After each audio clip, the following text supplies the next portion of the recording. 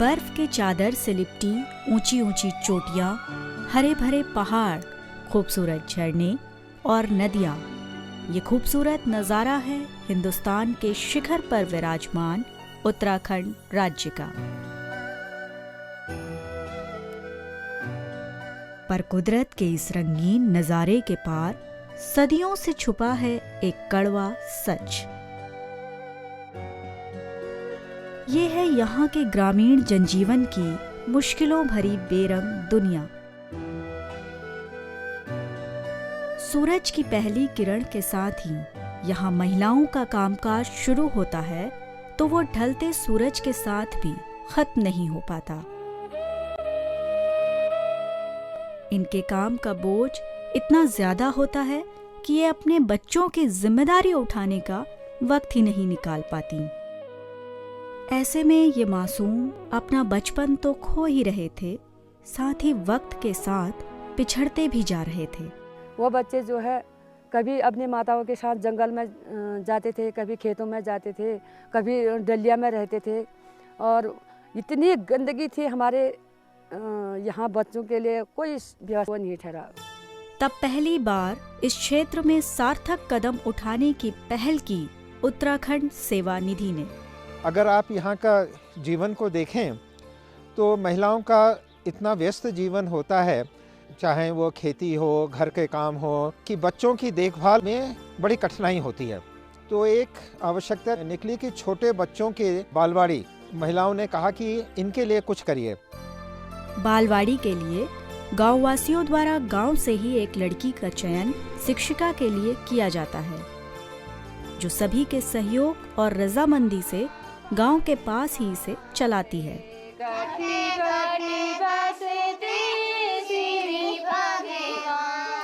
कहीं ये बालवाड़ियां घर के आंगन में, कहीं छप्परों में, तो कहीं श्रमदान से बने बाल भवनों में चलाई जाती हैं। बहुत से गांवों में तो ग्रामवासियों ने अपने घर का एक कमरा या पंचायत घर ही बालवाड़ी चलाने के लिए दिया है। बेशक ये बाल भवन किसी आलीशान इमारत जैसे नहीं है, न ही इन बच्चों के पास बेशकीमती नई तकनीक के खिलौने हैं, पर बावजूद इसके इनके द्वारा खुद के बनाए खिलौने और स्थानीय सामग्रियों से इजाद किए गए खेल के सामान इनकी हर कमी पर भारी पड़ते हैं।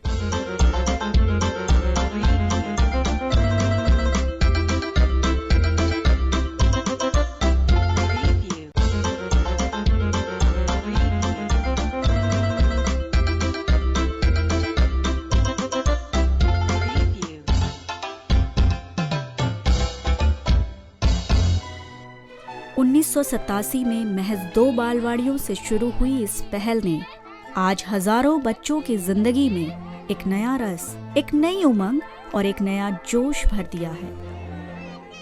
हालांकि शुरुआत में ये काम इतना आसान भी नहीं था, क्योंकि कई सारी सामाजिक कुरीतियां, अवरोध और मुश्किलें इस काम में आड़े आ रही थी। उत्तराखंड के पहाड़ी इलाकों में खास करके शिक्षा की व्यवस्था तो बहुत ही ख़राब थी। प्राइमरी स्कूल थे ही नहीं। आज से 25 साल पहले की बात है, तो प्राइमरी स्कूल नहीं होने की वजह से लड़कियों की शिक्षा बहुत ही कम हो पाती थी। और जब बालवाड़ी गांव में खोली गई तो छोटे बच्चों के लिए बालवाड़ी खोली गई, 3 से 6 साल के बच्चों के लिए, लेकिन बड़ी उम्र के बच्चे बहुत बालवाड़ी में आने लगे। तो हमने पाठ्यक्रम जो बनाया था वो 3 से 6 साल के बच्चों के लिए बनाया था, लेकिन फिर बड़ी उम्र की खास करके लड़कियां जब आई तो लड़कियों के लिए भी पाठ्यक्रम बनाया गया। लड़कियों को हमने सोचा कि हम शिक्षिका के रूप में बालवाड़ी में चयन करेंगे, लेकिन दूर दराज के गाँव में कोई भी लड़की पढ़ी लिखी नहीं थी। तो कक्षा 5, कक्षा 6 पास करके जो लड़कियां हमसे जुड़ी, उनको हमने शिक्षिका के रूप में प्रशिक्षित किया। इस कार्यक्रम की अगली कड़ी में अब बारी शिक्षिकाओं की थी, क्योंकि बालवाड़ी चलाने के लिए एक प्रशिक्षित शिक्षिका का होना बेहद जरूरी था।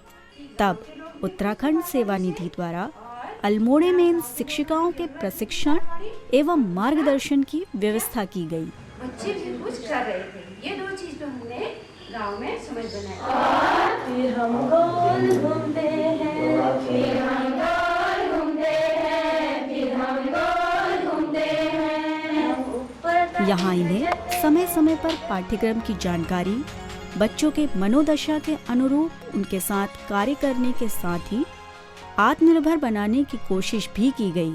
इससे शिक्षिकाओं का व्यक्तिगत विकास तो हुआ ही, साथ ही इनका सामाजिक जिम्मेदारियों के प्रति रुझान भी बढ़ा।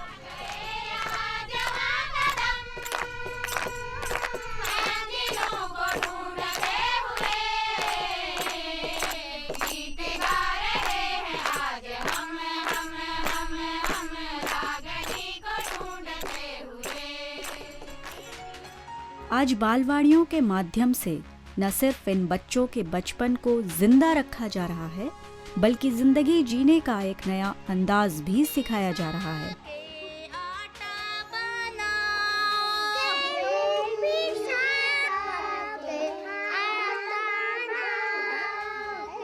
खेल खेल में न सिर्फ इनका शारीरिक बल्कि मानसिक और भावनात्मक तौर पर भी विकास किया जाता है।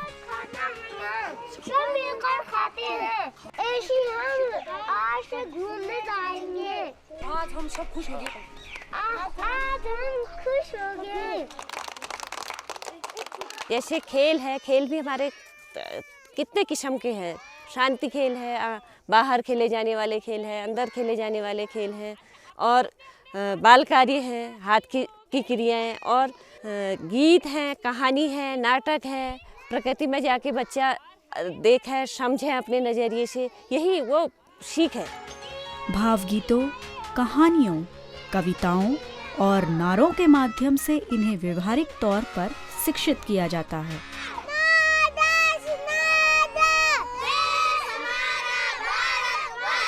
पहले तो लोग इसको समझते नहीं थे। जैसे भावगीत भी किया तो गांव के लोग कहते थे गाना करा रहे हो, और कहानी भी की तो गांव के लोग कहते थे अब बच्चों को कहानी कथा क्यों सुनानी है।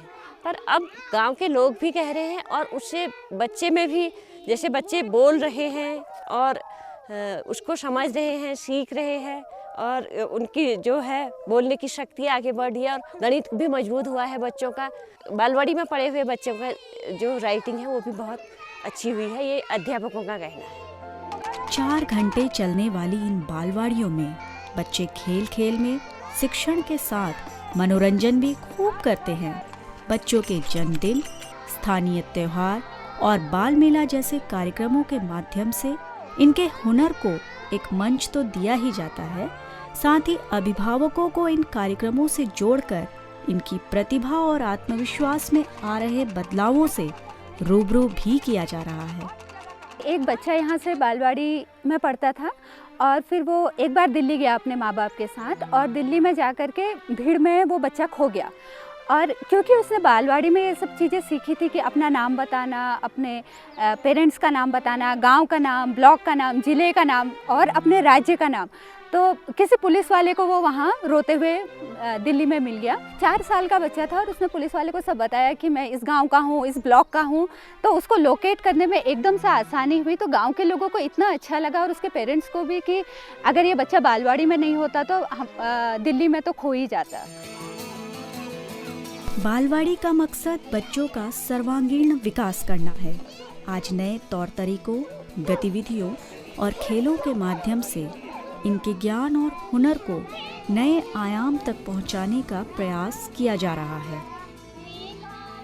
इस प्रकार इस नई शिक्षण पद्धति द्वारा पूर्व प्राथमिक शिक्षा का आगाज हुआ, और जो दस्तक सालों पहले उत्तराखंड सेवा निधि ने बालवाड़ी के रूप में दी थी, उसका न सिर्फ जोरदार ढंग से स्वागत हुआ, बल्कि आगे चलकर राज्य सरकार ने इस पहल को सराहते हुए अपने कार्यक्रम में शामिल भी किया। इसकी खबर बहुत जल्दी से अपने आप ही लोगों को मिलती गई, और हमारे पास बहुत लोगों के आवेदन आए कि हम भी बालवाड़ी चलाना चाहते हैं और हमारे गांव में इसकी आवश्यकता है।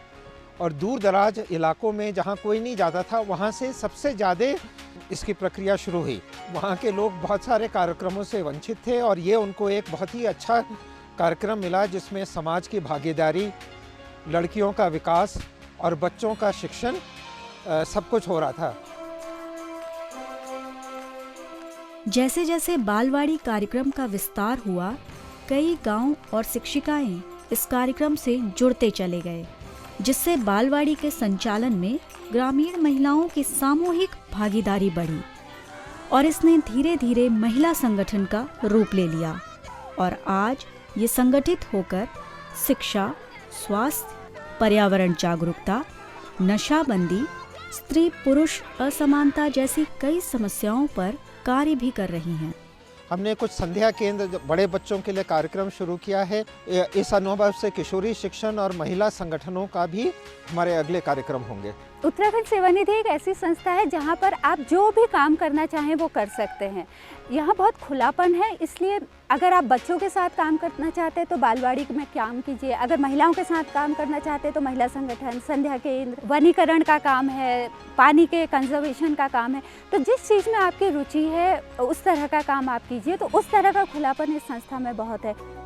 उत्तराखंड सेवा निधि द्वारा चलाई जा रही इन बालवाड़ियों के माध्यम से आज इन नन्हे पौधों को सींचकर उन दरख्तों के मानंद तैयार किया जा रहा है जिस पर आने वाले वक्त में एक खूबसूरत इमारत खड़ी होनी है। हम भारत के फुलवाड़ी के फूल खिलेंगे न्यारे, हम चमकेंगे भूमंडल पर जैसे चांद सितारे। जब से हमारी बालवाड़ी हुई तब से बच्चों की मृत्यु एक किसी की भी नहीं होती है। शिक्षा पर जो है बहुत सुधार हुआ है बालवाड़ी से। अगर बालवाड़ी नहीं होती, हम समाज में नहीं जुड़े होते, हमारी जो अभिव्यक्ति होती है हम इसको व्यक्त नहीं कर पाते। बालवाड़ी के माध्यम से मैंने पढ़ा तो मैं सोचती हूँ कि ज़िंदगी में आगे कुछ करूँ। जितना मैंने 10 दिन में सीखा उतना तो मैंने 1 से लेकर कक्षा 8 तक भी नहीं सीखा था। ये संस्था आगे को चलती रहे और इसमें नई पीढ़ी जुड़ती रहे, यही मेरी आशा भी है। अब बच्चे खूंटे से नहीं बांधे जाते, अब ये रोते भिलकते अपने बचपन को जीने के लिए तरसते नहीं। अब लड़कियां घर के कामकाज के साथ साथ शिक्षा और अपने अधिकारों के प्रति जागरूक हो रही हैं।